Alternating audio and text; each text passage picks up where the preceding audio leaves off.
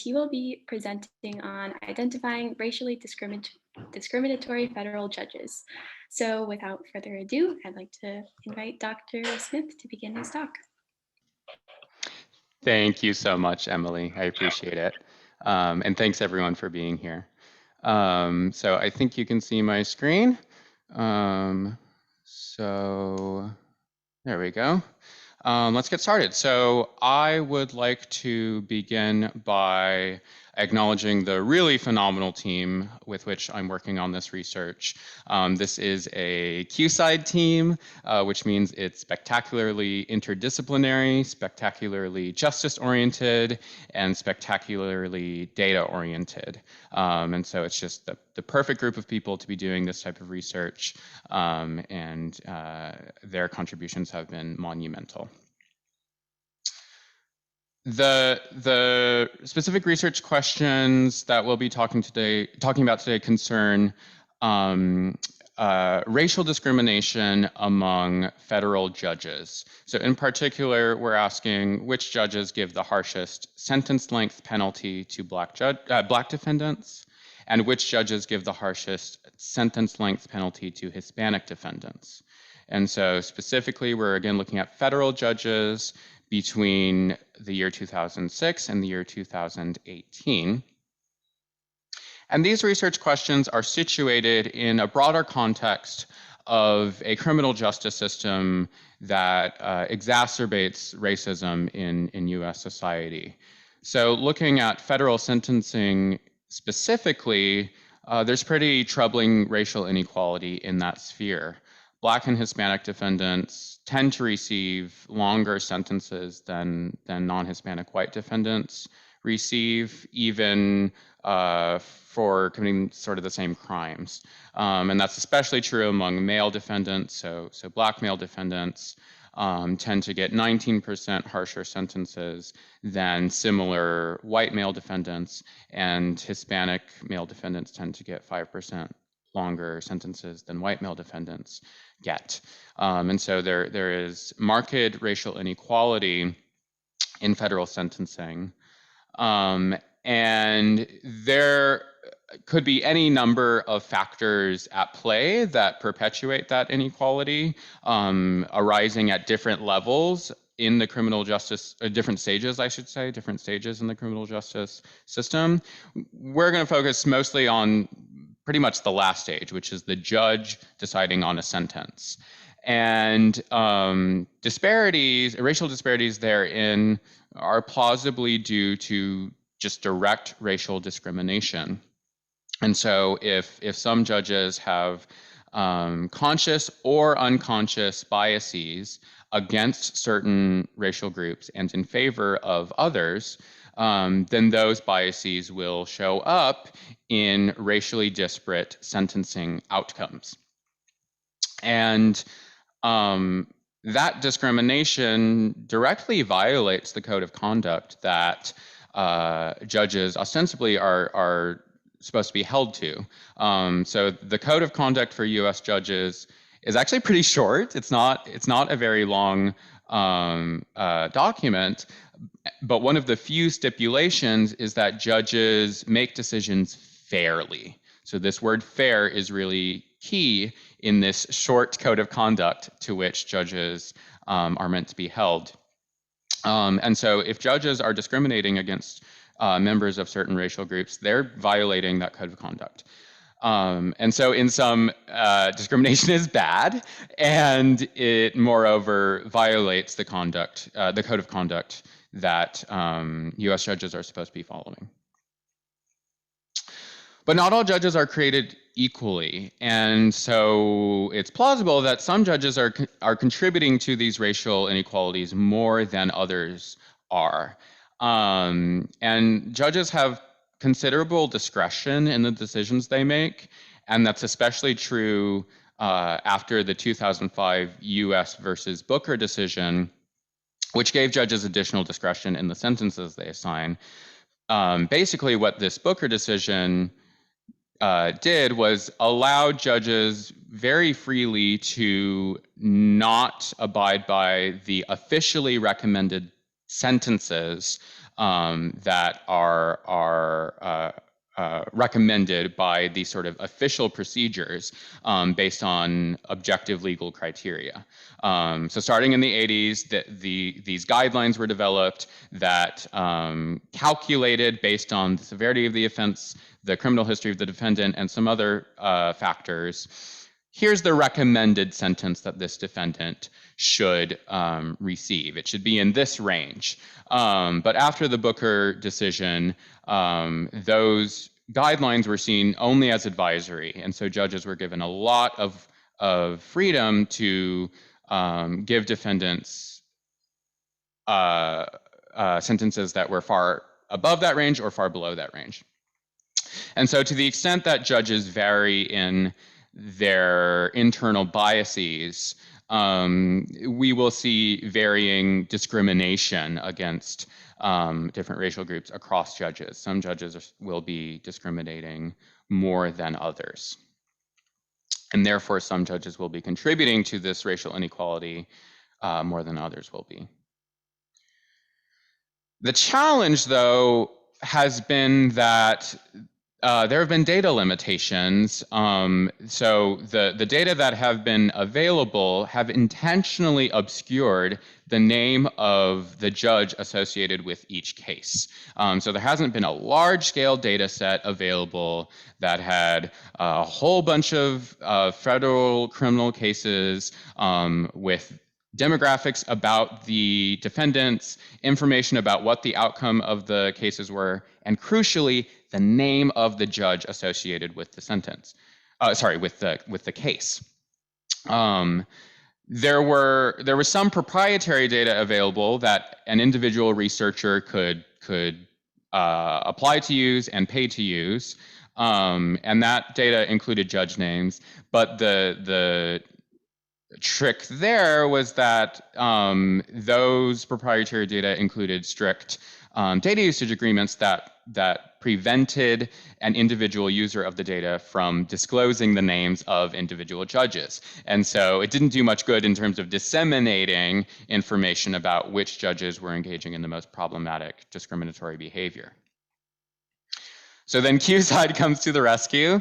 And so now, as of very recently, there is a data set available that is free, open to the public, large scale, includes all that information previously discussed, and again, crucially, the name of the judge associated with each case. And so this database includes about 600,000 federal criminal cases, the name of the judge associated with the case, and the outcome of the case. And this is, again, a database coming out of work at QSIDE. The team is very similarly composed as the team doing the research that I'll be discussing today. And we basically painstakingly merged several different data sources which had previously not been merged together, which allowed us to actually have all of the information that we needed to have in order to actually identify discriminatory judges. So the way we go about quantifying the degree of discrimination among a judge, we use a hierarchical linear modeling strategy, which I won't go into the weeds of, but I'm happy to answer any questions about it in a breakout session. But in essence, what happens is we compute a discrimination score for each judge. So for example, if we're interested in quantifying how much that judge discriminates against Black defendants, what we do is we compare how that judge sentences white defendants to how the judge sentences Black defendants who are otherwise equivalent to the white defendants. And then similarly for Hispanic defendants in terms of computing the discrimination score against Hispanic defendants. So then equivalence there is in terms of a whole host of characteristics, including the recommended sentence, the type of crime, the sex of the defendant, and a lot more. The most important probably is that recommended sentence. And so this is going back to those guidelines I was talking about before. We are controlling for the guideline recommended sentence. And so if you have a judge who routinely is giving harsher sentences to Black defendants than the judge is giving to white defendants who have the same recommended sentence, then it's pretty likely that that judge is engaging in racial discrimination, because on paper, those two defendants were supposed to get a very similar sentence. And so that's the strategy for quantifying discrimination. And then we want to actually enumerate the judges who we've identified as the judges for whom we have the best evidence that they are engaging in racial discrimination. And the way we do that is we restrict to judges who have tried 50 or more white defendants in the database and 50 or more Black defendants in the database in the case where we're interested in discrimination against Black defendants. In the case where we're interested in discrimination against Hispanic defendants, we restrict to judges who have tried 50 or more white defendants and 50 or more Hispanic defendants. And what this does is it makes sure that we are picking up on recurring patterns. So if it's a judge who is maybe new and they've only tried 3 white defendants and 1 Black defendant, the sort of average difference in the sentencing outcomes might just be a fluke. It might not be due to racial discrimination, but if it's a recurring pattern, that tells us a lot more. So then furthermore, we then identified the judges who have the very highest discrimination scores. And so the logic here is, if a judge has a really high discrimination score, so they on average are giving much harsher sentences, for example, to Hispanic defendants than they're giving to non-Hispanic white defendants who are otherwise equivalent, then it's not likely that that difference is entirely due to confounding factors that we couldn't account for in our analysis. It's probably the case that at least a good chunk of that difference is due to racial discrimination, racial ethnic discrimination. And so if you restrict the analysis to the judges who have tried a lot of defendants of different racial groups, so we're not picking up on just a fluke, and who also have these very high discrimination scores, there's good evidence that this is actually picking up on real racial discrimination. So that's the logic there. So then the result is a list like this, where you have the top 10 judges for whom there's the best evidence that they are engaging in discrimination against Black defendants. And so this list allows you to do something like the following. You can identify one of the judges on the list and then dig deeper into their record. And so I'm going to talk about Joseph Peter Stadtmuller, number 1, because he's in my home state of Wisconsin, and number 2, because he's the first judge on the list who doesn't have senior status yet, and so he's still actively, really actively on the bench. And so Stadtmuller serves the Eastern District of Wisconsin. He is a Reagan appointee. He's been on the federal bench since 1987. And on average, he gives Black defendants sentences that are 92% longer than what he gives observationally equivalent white defendants. So almost twice as long as what he gives white defendants who are equivalent with respect to the factors that we can observe. That's a big disparity. That is a big disparity. And so you can do a similar thing with respect to discrimination against Hispanic defendants. You can make a similar list like this. And so again, that penalty column is giving the discrimination score. And so, for example, 93% means that the judge on average gives sentences that are 93% longer to Hispanic defendants than what they give to observationally equivalent white defendants. I want to talk about Gerald E. Lynch because this is an instructive case where a judge who seems to be engaging in problematic sentencing patterns, seems to be discriminating against Hispanic defendants, continues to move up the ladder. And so Lynch was a federal judge in the Southern District of New York. So he was a federal judge in the Southern District of New York from 2000 to 2009. But then he was effectively promoted to the US Court of Appeals, Second Circuit. So even though when he was in the Southern District of New York, he gave Hispanic defendants sentences that were 93% longer than what he gave observationally equivalent non-Hispanic white defendants, he still climbed the ladder to the US Court of Appeals. And so this is the type of rich analysis you can do with this new data.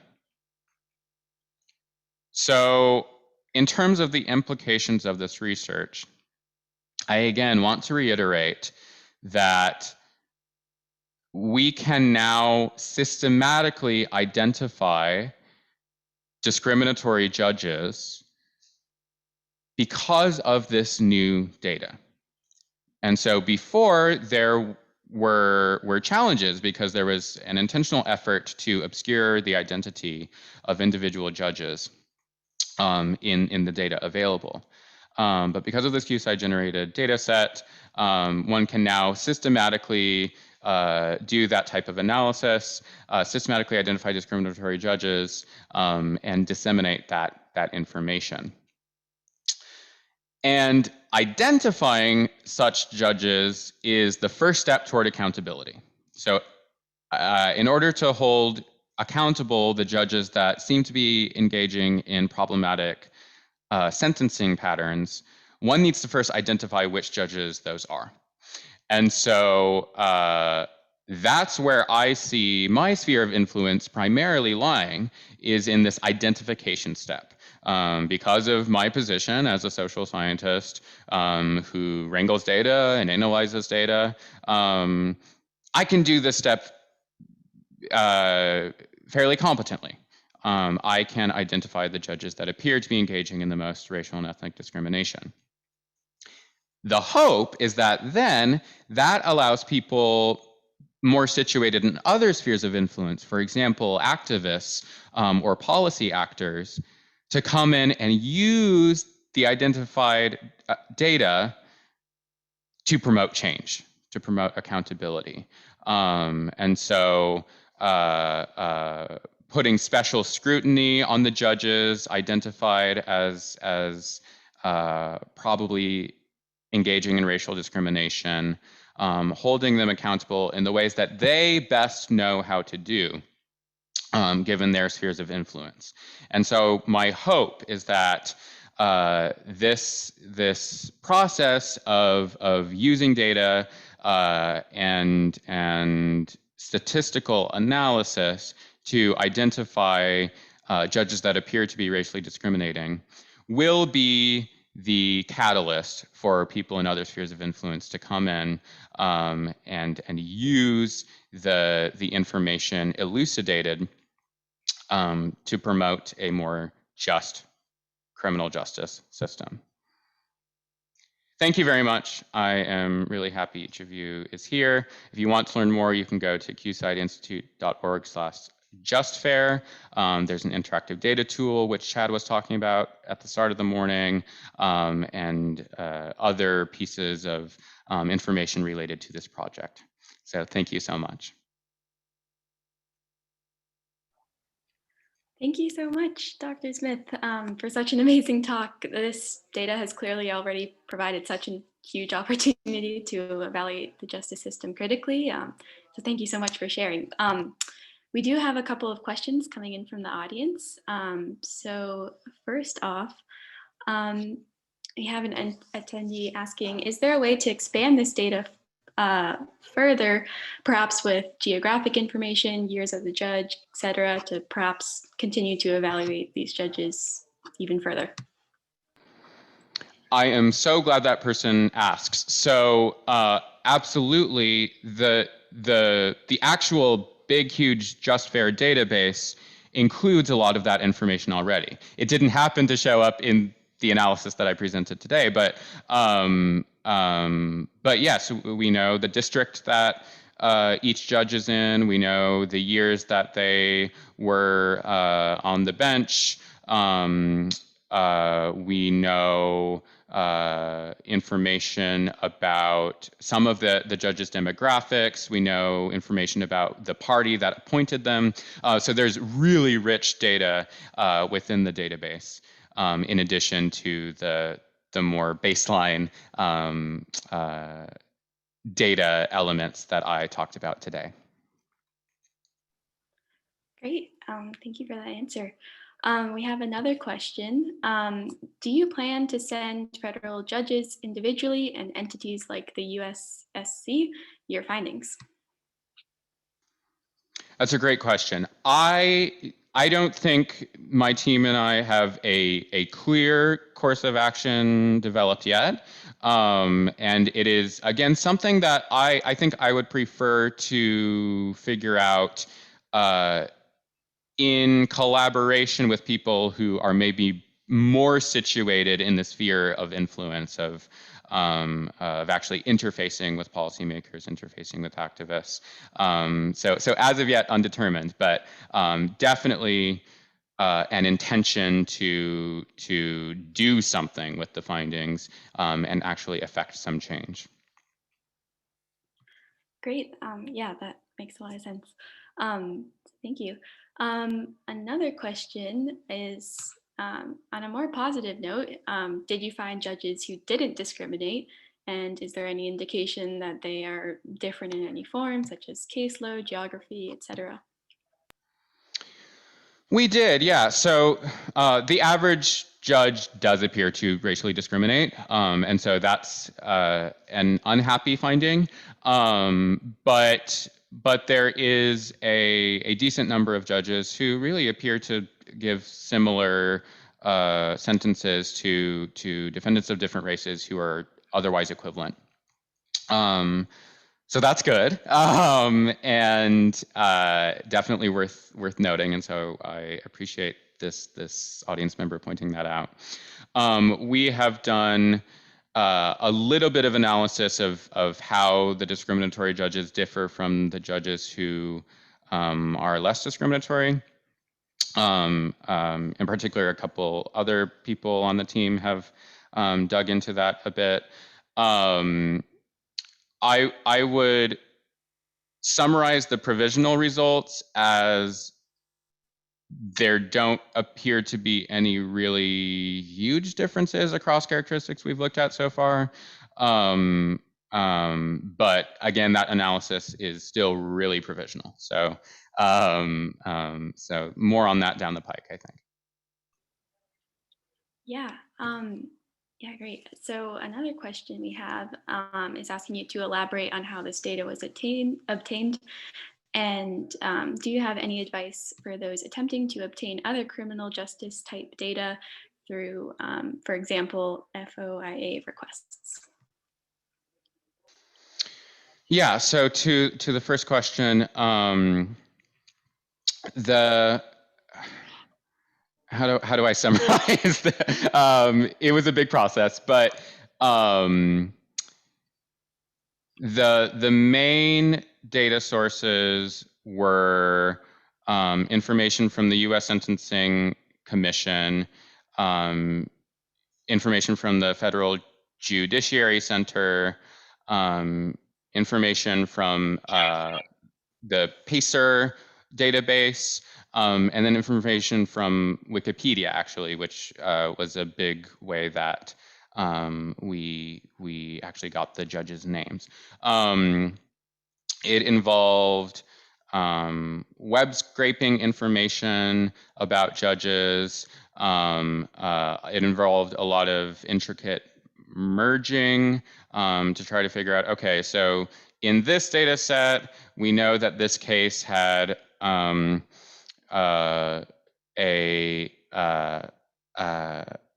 date of this. We know that the defendant had these characteristics. We know that maybe the judge had these initials, so who was the judge? And so it was a lot of logical matching like that.